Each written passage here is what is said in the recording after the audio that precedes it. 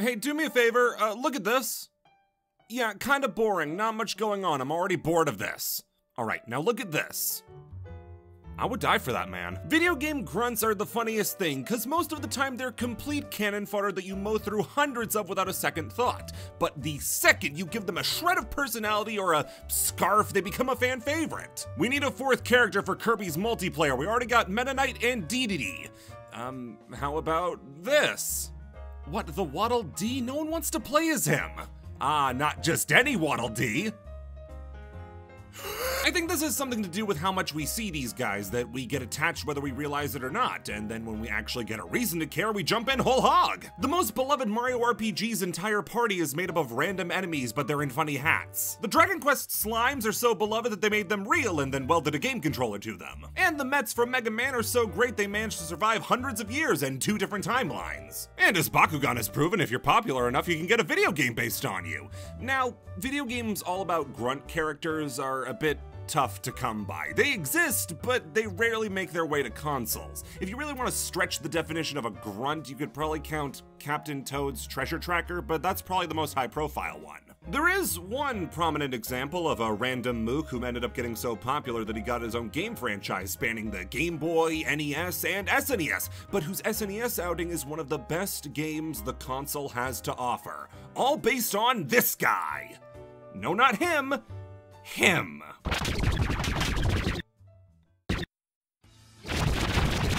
Ghosts and Goblins is in a very special class of games. Before the remake that came out a year or two ago, it was a franchise that had been dormant since 2006 on the PSP, and still, despite that, remained one of the most iconic and immediately recognizable games of its generation. Now, whether that's down to quality or it scarring everybody who ever played it is still up in the air. Created in 1985 by Capcom and Takeru Fujiwara, Ghosts and Goblins was a part of a class alongside Ninja Gaiden and Battletoads, the games that put hair on your chest and a few more octaves in your voice. Tough as nails experiences that wanted your money. If you enjoyed yourself while playing, wasn't exactly what they were concerned with. These games were designed to munch as many quarters out of the pockets of unsuspecting children as possible, and guess what? They succeeded. It wasn't just the arcade either, these things followed you home. Ghosts and Goblins made the leap to the NES on November 1st of 1986, missing the Halloween release date by a whole 24 hours like a moron. The NES port is where the game garnered its reputation as one of the hardest games of all time. 2 hits before death, restarting the whole level upon dying, and a final boss who restarted the game and made you play again on hard mode.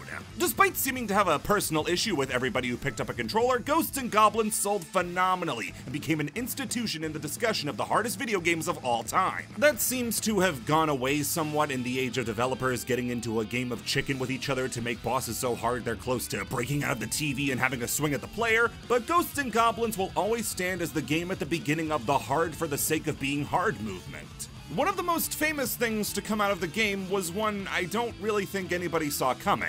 The Red Reamer is one of the enemies in the game, known for being a headache to fight. With his erratic flight patterns, speed, and talent for showing up at the worst possible times, Red quickly became just as famous as Arthur, Prin, and Satan. Renamed Firebrand in America to avoid the embarrassment of the main character of the game not having a name, he was even given his own game in Gargoyle's Quest on the Game Boy. Now, when you think of the Game Boy, you think of either Tetris or you think Pokemon. Anything else wasn't exactly doable. Even Mario didn't have the best of times on Nintendo's own brick. But Capcom managed to find a way to use and abuse the Game Boy like nobody else. They crammed 5 entire unique Mega Man games onto it, a couple of Disney tie-in games, even a watered-down Resident Evil, which is beyond impressive. I'd say the best game they made on the brick, though, was Gargoyle's Quest. Taking the standard Mega Man formula, Gargoyle's Quest managed to break out on its own path in various ways. Large sprites with a lot of detail and character, a unique control scheme, and an integration of RPG mechanics made it unlike anything else on the console. Random encounters for the overworld made for bite-sized challenges, while the main levels kept you hooked with crushing difficulty. Oh, and those other games I mentioned, like Mega Man and DuckTales? This one predates both of them. So even before they tried to make Mega Man on this console, they already made it better. Despite being a more obscure game for the console, Gargoyle's Quest feels like the benchmark for Game Boy games. Yeah, you hear me? People still developing Game Boy games in 2022? You're on notice! Really, the only bad thing you can say about it is that they managed to mess up the box art this badly. Here's the Japanese cover. And here's the guy on the food pyramid who makes sure you eat enough green beans. Scary faces aside, Gargoyle's Quest is still a super fun and unique game. There's nothing quite like it.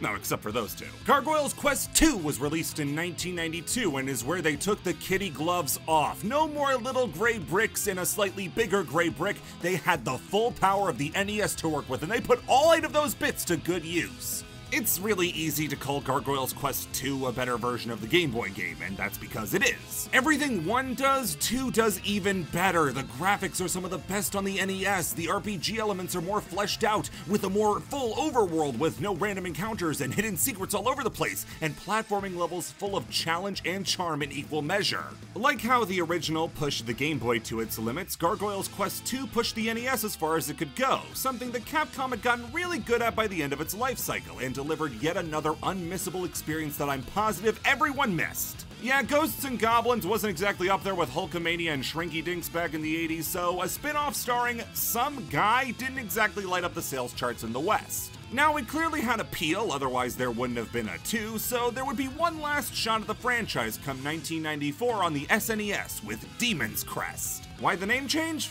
Well, it was probably the short in the Japanese name Demons Blaze on Demon World Village Crest Volume, like honey on the tongue.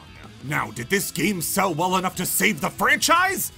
Oh, fuck no, the opposite in fact. I don't mean it sold poorly, I mean it sold negative copies. Let me explain. See, Demon's Crest was so disliked by the wider gaming public that oftentimes stores were getting more returns of the game than they were actually selling copies of it. That means that if we're counting like an asshole, you could say that Demon's Crest sold less than 0 copies. So the gaming public of the 90s didn't know a good game when it was slapping them in the face. Whatever, this is the generation that got into legal battles over Beanie Babies. Would this game continue the series-long tradition of pushing its console to its limits and creating one of the greatest experiences you can get from it? Spoilers, yes, I love this game! Before we learn even a single thing about the game, we gotta get to one of the best start screens I've ever seen. I mean it, if this was a Connect 4 game, I'd still play it just to see this.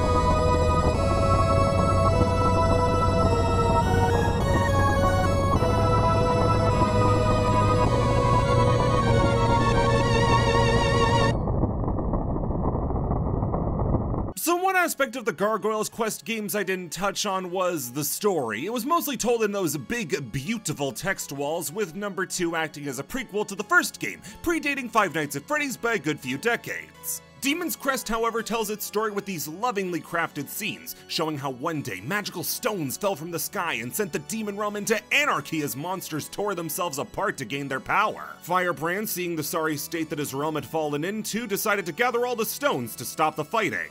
Being the strongest there was, Firebrand was able to defeat every other demon and claim 5 of the 6 stones, with the great demon dragon Samulu holding the last one. The two fought, and despite Firebrand being victorious, left the battle gravely wounded. That's when Phalanx, Firebrand's arch-nemesis, appeared out of nowhere and struck him down, trapping him in the Colosseum he battled Samulu in and taking the crests for himself. However, Firebrand still had a fragment of the Fire Crest, meaning Phalanx couldn't fuse them to form the legally distinct Infinity Stone and conquer the demon and human worlds. Unable to do that, Phalanx simply burned most of the demon world to ash and blamed it on Firebrand, giving himself the title of the new ruler and ruining Firebrand's reputation. For years, Firebrand had to lay dormant in the Colosseum licking his wounds until he had the strength to leave, and the game starts right as he finds that strength. While the plot isn't the most in-depth thing, trust me, that's the last you're going to be hearing about it for a long time, it still sets up the world well enough and lets us know that Firebrand is not to be messed with. That much is clear from the word go, as the beginning of the game has you in the Colosseum, when all of a sudden Samulu rises again and you're already in the first boss fight. Not but 1 minute in and you're already taking on a massive corpse dragon. This game doesn't care if you're ready or not, it's starting strong. Sumulu may look horrifying, seriously show me a more horrific SNES sprite, but he's the first boss for a reason. All you gotta do is dodge his fire and blast his head whenever he ducks down. It even has a fake out at the end where you think the game's cutting you loose when actually you gotta finish the job. Doing so gives you an extra hit point before sending you out beyond the Coliseum. Here's where the main gameplay becomes apparent. Firebrand has 3 main abilities. First is his fire attack. It's a simple little projectile that can be modified as the game goes on to become stronger, fire faster, or even interact with the environment like making platforms or covering spikes. Second is his flight. Firebrand has wings and he's not afraid to use them. He can hover in the air and unlike the last games, it's indefinite so you can cross gaps without any issue. On top of that, it also lets you cling to walls so you can hop up them to get to new areas. The downside is that flight has no upward movement. You're only going as high as you can jump. Naturally, the ability to fly anywhere would just kind of break things. Finally is his headbutt. Yeah, no joking, they thought the third most defining trait of this demon after his flame breath and wings was his ability to hit stuff with his head. Frankly, if I had this face, I'd try flattening it against a wall too. The headbutt is the most situational, as the most it's ever going to be used for is to break stuff in the background. This was worth one of the face buttons. Aside from that is Firebrand's movement, which is odd. He's not fast by any means. I mean, look at his posture. This man isn't a gargoyle, he's a hunchback. While his speed may seem like an issue at first, it's made up for by the fact that you can fly.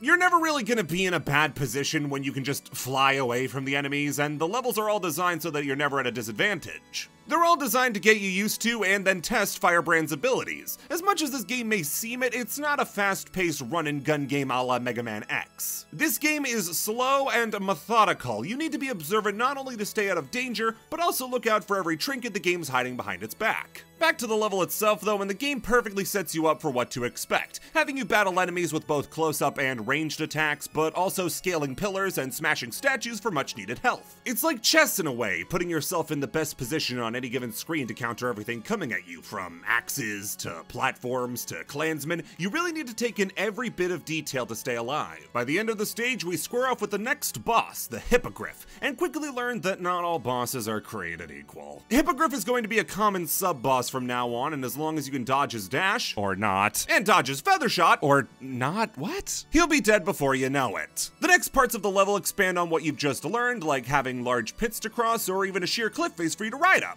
You'll also find new collectibles like potion bottles and areas you can't access yet. This game encourages backtracking majorly. The first time you go through a stage is bound to not be your last. Even the tutorial level is hiding a lot of secrets. Once you do get to the top, you square off with the first proper boss that isn't a gimme, Arma. He's not a whole lot in terms of design, but he does fall into the best type of archetype for a rival character.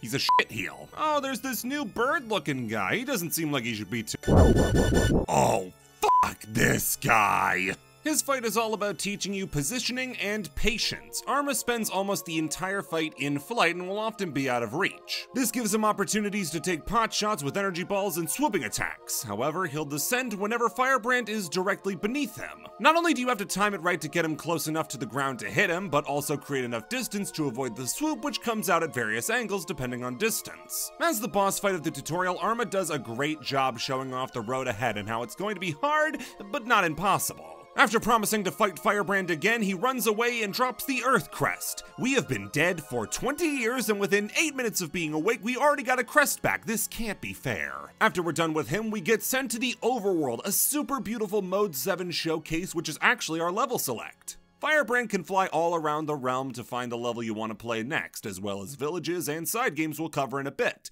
The most vital stage to visit first is the Wind Tower. This stage takes its foot off the gas when it comes to enemies, instead testing you to maneuver around a spike-filled death trap with precision floating and wall grabs. It can be super tight squeezing through, and there will sometimes be moments where Firebrand gets hit by the idea of a spike rather than the spike itself, but it's nothing that a little persistence can't handle. After that is a section floating by on the wind, with Phantom Knights flying at you. Your fire attack can't hurt them, just knock them back, so it's smartest to focus on one and blast them in front of you to keep the others out of your way. At the end, you can either go on to the stage's boss, or take the alternate route. No shame in admitting I had no idea that the swirling tornado wasn't going to kill me. Jumping in sends you to a bridge This guy again? It's not really a rematch when it happens 10 minutes after the first one. This is like an extended 9 count. Hippogriff doesn't add any new moves the second time around. Spoiler, he won't the third time either. But it's at least nice to see you're not getting hit the same way twice. After you defeat him is where a whole second's level worth of platforming takes place. You have to ascend this massive plan tower, taking breaks to go outside and ride the air current up past hard to pass areas. It's outside the tower we can find a spellbook page and a human realm talisman, an item that can upgrade one of Firebrand's attributes. The crown talisman increases the amount of cash Firebrand can earn from jars and enemies. It's also here we see what makes Demon's Crest so different from its previous entries. Firebrand can equip the crests he finds to take on new gargoyle forms. The Earth Gargoyle is a variant that doesn't have wings but does have a shoulder barge and a shot that snakes along the ground, doing extra damage. This is a really cool feature. You get to feel like this demon transforming his body to suit the scenario, and the more you find, the more stages you can go back to and find secrets. After making it all the way up the tower, we meet up with Arma, baby, you're embarrassing yourself. Speaking of embarrassing, I managed to get myself killed a lot. Arma wasn't lying when he said there was no more mercy. He can take a lot more damage, moves faster, and adds in a new signature move where he creates a tornado to suck you in so he can charge you down. You can try and take him down with the earth form, but that leaves you so much more vulnerable thanks to your lack of flight. The only real way to take him down is by mixing the forms depending on what he's trying. When he's just rushing you down, earth works fine. When the tornado comes out though, you can switch back to fire and escape it no problem. This Arma fight is a lot more indicative of how the game really is. It's gonna get a lot tougher before you get stronger, and you have to be ready to play smart. Recklessness is going to get you killed, but if you take your time and use all your tools, you can take him down. After you do take him down, he runs away again and drops the air crest. Okay, solid hour of being alive again, and we've already managed to get a third of the crests back. Arma, I trust you've managed to destroy that meddlesome arena. Motherfucker, how many crests did you lose? After beating the Wind Tower, we're off to the next level!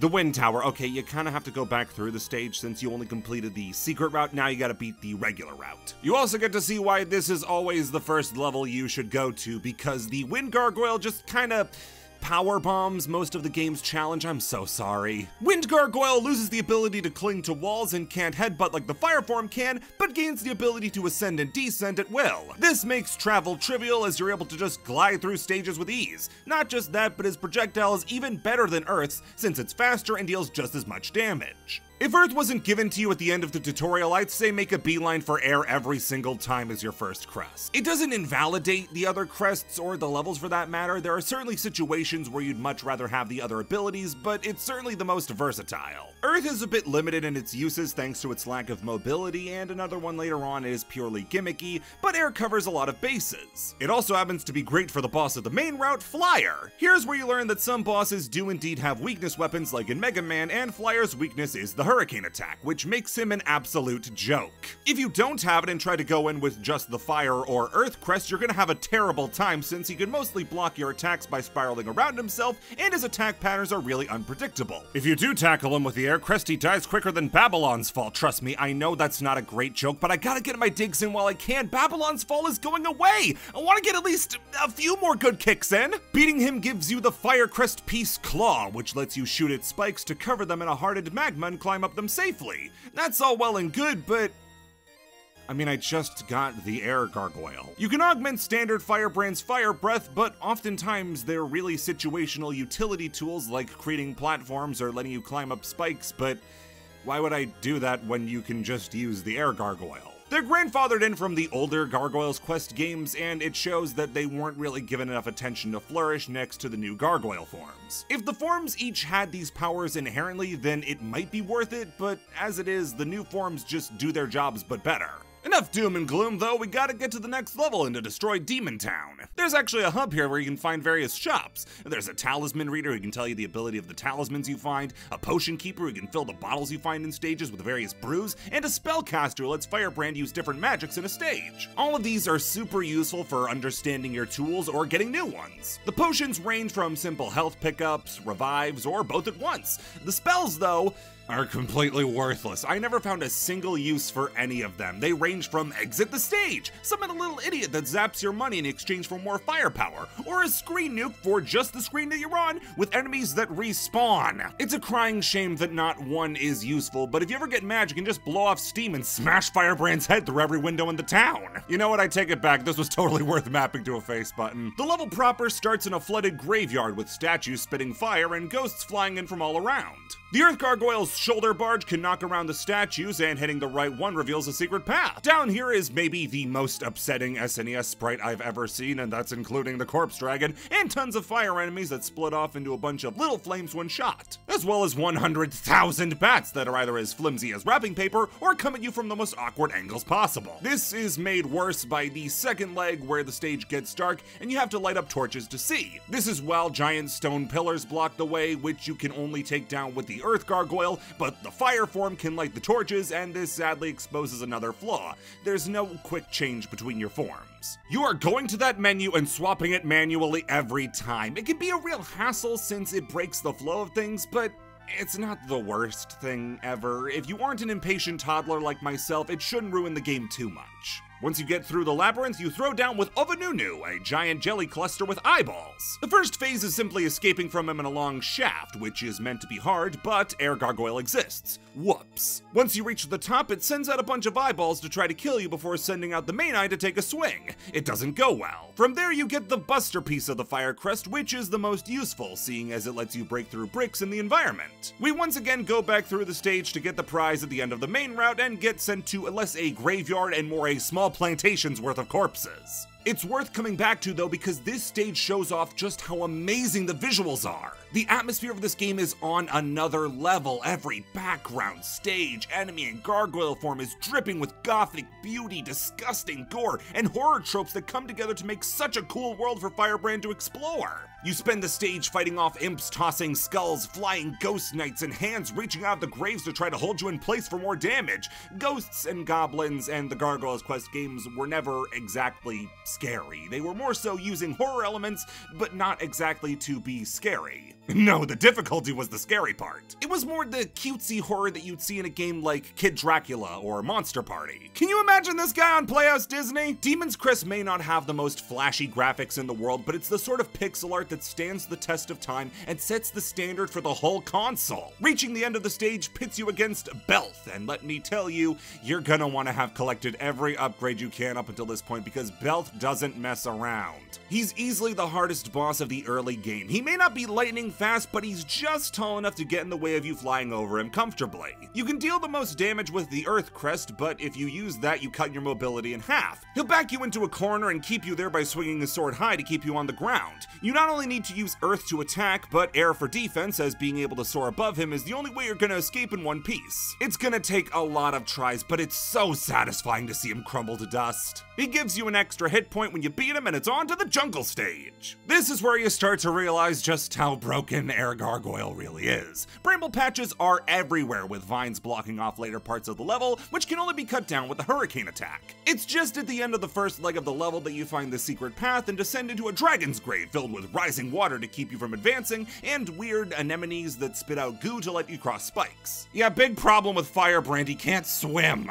Not only can he not swim, being in water is like being in acid, it damages him over time. After that is a massive basin filled with bats and more rising water which goes right to the ceiling, which adds another hole to the just make Air Gargoyle the standard mode punch card. At the end of the tunnel is Skula, a new boss that's actually two bosses. The head and body have separate health pools that need to be taken out on their own. The main attack aside from jumping on you is to launch the head and have the body barge into you. You can probably guess that launching your brain halfway across the room is a flawed defense mechanism, and it leads to you having to take on the body solo most of the time. Of course, that's way harder, since if the head is left alone, it gets stun-locked like nobody's business and you just wail on it. Killing it gives you another hit point before you go back to finish the level proper. The second second screen is a long stretch of water with bats flying at you as you hop from platform to platform. Sadly, they seem to have forgotten that they gave me the ability to fly over the entire level, and it becomes trivial to get past. It's also here that you realize, oh, this isn't the forest level, this is a fire level, as a wildfire breaks out and Smokey drinks himself numb at the indignation. The stage ends with a fight against the Flame Lord. He sends out flame birds and morphs into a blazing hamster skeleton to try to hit you. His second form has him transforming into a floating skull and swooping all around the arena, dropping fire traps to try to burn you, and generally being a pain to track. He always goes just a bit further than you think he would. Both forms are incredibly unpredictable, but they do have defined attack patterns that you can learn. The second form, though, is much tankier, but once you defeat him, it grants you the Fire Crest Piece Tornado, which can make platforms for you to land on,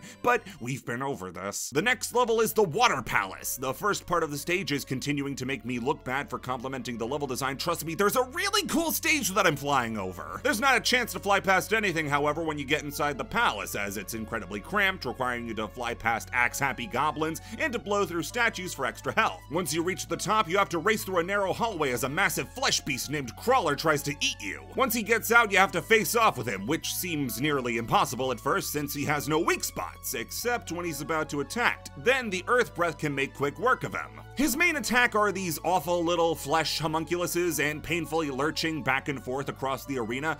Painful for him, that is. Look, does he look comfortable here? Killing him gives you the title crest. And I just want to make sure everybody realizes that Phalanx doled out all the most powerful crests that wars were fought over to Arma, Arma again, Arma a third time, and this thing.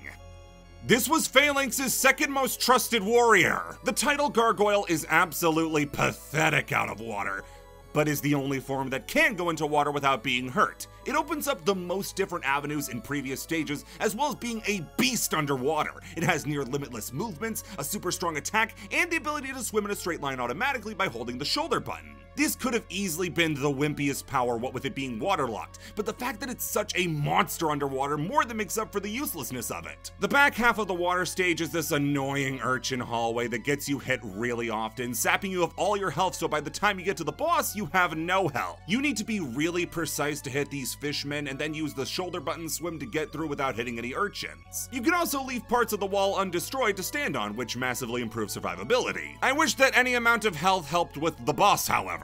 Holothurian is a massive slug that has 3 attacks, spewing out gas bubbles, breathing in, and breathing out. That's all, but the combination of getting pushed all around the stage with the gas bubbles being near unavoidable when you can't get control of yourself gets old fast. My best advice is never jump. It makes you even more uncontrollable, which means you're going to get hit. Before going back for the final regular stage, it's a good idea to go back with all your new power-ups to the tutorial level and get the items you left behind, as well as search for any secrets in the submerged portions of old levels. But while we're backtracking, I just want to mention this. This game has the best soundtrack on the Super Nintendo. There are only 29 minutes of music, but every track is unbelievable. They're all super distinct while retaining the gothic theming that the visuals do. Beyond the Coliseum is maybe the best song on the entire Super Nintendo, and it's criminal that despite how good it is, it's never mentioned when the topic of great Super Nintendo music is brought up. You want to know how good it is? Despite this game being pretty obscure, there are full orchestral remixes of the soundtrack. Not just one, several. This score is solid gold, start to finish. Back to the levels, the Ice Palace is next, and while the main stage can mostly be skipped, the secret path is where it shines. Super cramped, meaning no air abuse, with sliding ice physics that make sure you can't cling to walls for too long before sliding off. By ducking and weaving through spinning platforms, you can make it to another flyer fight, which, shockingly, doesn't pose as much of a threat after powering up like we have, and then another candlelit section with grabby hand floors. This section really wants to test your patience with ice physics, low visibility, and bad enemies that cling to you and drain your health. Game, I said I like you, why are you trying to ruin it? Making it to the end, though, is more than worth it, as it has the final death match with Arma. He's pulled out all the stops and only one gargoyle is leaving alive. By this point, you've seen most of his tricks, except that he's been powered up 100 times over and deals 4 hit points instead of the standard 2. Couple that with the ice floor, meaning the dodging his charge attacks is a lot harder, and you have a fight worthy of being your last meeting. His health pool is also massive, meaning you have to wail on him forever before he finally gives up the ghost. After the 2 previous fights, you know his moveset and you know exactly how to counter it. The whole fight feels like this culmination culmination of this long-standing rivalry, but only one can survive, and when he's beaten, Phalanx admits that you're the strongest and seals himself within the 5th Crest to give Firebrand the edge over Phalanx. This is the Time Crest, and with it we can turn back time to when Firebrand was at full power, turning him into the legendary Gargoyle. The legendary Gargoyle not only has Buster equipped by default so he can destroy brick walls, but deals the most damage of the gargoyle forms and can take twice as much damage. It may not seem it at first, but this is essentially the replacement for your standard gargoyle form. It's put to great use in the battle against Greywan the Great Wolf. Normally he's a massive pain as he has near limitless health and spends most of the fight invincible. Against Legendary Gargoyle, he melts like butter. He drops Demon Fire, the final piece of the Fire Crest, which is weaker than the Legendary Gargoyle's fire. Okay, game, do you have a redundancy kink or something? Why are these two in the same level? So before we throw down with Phalanx, I decide to go get what's missing. All the spell pages, potion bottles, and talismans that you don't get in the final level are mine. Some hidden by just going up in random spots. Imagine trying to find this without a guide. The only thing I'm missing is one of the last hit points, one in the Overworld, through this guy. This guy is in charge of the skull minigame. You bet some money and then have to use your headbutt to destroy a set amount of skulls before time runs out. That sounds easy, except you have to do a lot of jumping headbutts, which are so awkward to pull off that you're going to miss them most of the time, coupled with how precise their hitboxes are. This game doesn't have any gimmies in it. You're literally ramming your head against a wall until it breaks. I tried for a good half an hour before giving up, so I'm missing one hit point going into the final level. Shame that you're going to need every one of them. Phalanx's castle is the final level, and you can technically go to it any time after the tutorial or the first level, but that's probably not gonna go well. The level starts in the depths of a cathedral surrounded by these beautiful stained glass walls and these little goblin archers and sliding kick jesters that jump out of the background and show off how, no, Firebrand can't crouch. Are you looking at his knees? They would puncture his lungs. After that is the final throwdown with Hippogriff, and he deals more damage. He better, cause he's not gonna get much of a shot before he's dead. After him, we have to ascend a tower, and if you don't know what the answer is by now, you really need to get your hearing checked. Here's a hint, it's the air gargoyle. At the top is a bell that, when rung, drops the final hit point counter. Outside, a storm is brewing as you have to fly through the deadliest spike maze yet. Hidden here is the final talisman as well that ups our power. After that, we simply have to fall down the same shaft we just climbed up before getting to a hall of bloody iron maidens who spit out the corpses inside of them to attack us. At the end is another fight with Greywin, and while he isn't as pathetic as last time, he certainly doesn't keep us occupied for long. After this room that is just begging to have a secret in it, we finally get to Phalanx. He immediately tips the scales in his favor by trapping us between bone pillars and comfortably sits out of reach for most of your attacks. He sends out bouncing balls of energy and swoops down like Arma, except he's a lot bigger and a lot tougher to dodge. Funnily enough, his weakness is the base form's Demon Fire, meaning that for the first time in forever, you're gonna have to dust off that old thing and use it when you can, while using Legendary form to tank hits in between. Once you beat him down, he uses the last crest, the Crest of Heavens, to become even stronger, while Firebrand sits there with the dumbest expression on his face. He's piss yellow now, meaning he's all-powerful as he summons out water to flood the arena. He doesn't spend much time in the water, so you're not able to abuse the strong attacks that the title Gargoyle has. You kinda just have to hope that you can clip his toe whenever he swoops down, and this isn't the sort of phase that you'd hope it would be where he tests all your forms by changing the terrains. No, he just wants to fight the title Gargoyle, like this is the one he has beef with. He'll eventually drain the water and try to blow you into the spike walls, but it doesn't amount to much as he's dead soon after. As he's on death's door, he reveals that the Phalanx we've been fighting is just the avatar for this Motorhead album cover and unleashes the power of the Crest of Infinity! And would you guess it?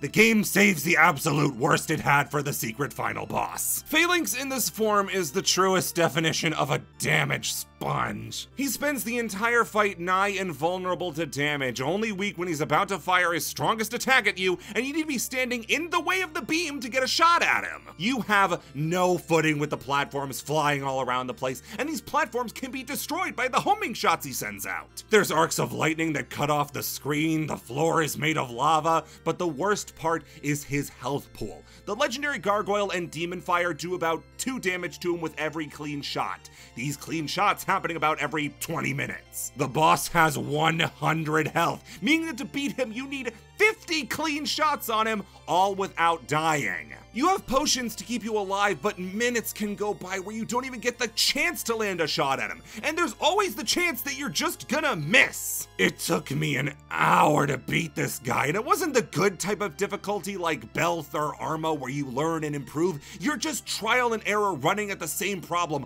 over and over, never improving, just getting a bit further when the game lets you. To steal a comparison to a game that has a lot in common with Demon's Crest, Phalanx is just Bed of Chaos, just a mind-numbing grind over and over, getting further, dying, getting back to the point that you died at, and dying again. Phalanx will turn red around the second to last shot, leaving you completely ineffective for a long, long time. Once he finally does crumble to dust, Firebrand finally has all the crests again. In a weirdly deep move, Firebrand discards ultimate power in search of finding something more fulfilling to do with his life, and not taking the easy path of limitless power. He tosses the stones away as the credits roll, and we get to see just how much Ovanunu really helped with the soundtrack. Great job, my man. Now, technically, the game isn't over. Collecting everything, stupid skull-smashing hit point included, you get a code that unlocks the final gargoyle. He's purple and can use all the powers of every other gargoyle at once. He's super rad. But then you have to deal with the Dark Demon, and no, I don't wanna. I just spent an hour fighting Phalanx, and this guy not only has twice as much health while taking half as much damage, but moves around like a jackrabbit on cocaine. I think I can live without fighting him. And so, Firebrand returns to his humble home, sitting in quiet contemplation of what to do with his life. Until Arthur comes in and makes it his problem! You wonder why this guy is so tough? Have you seen what he's been through?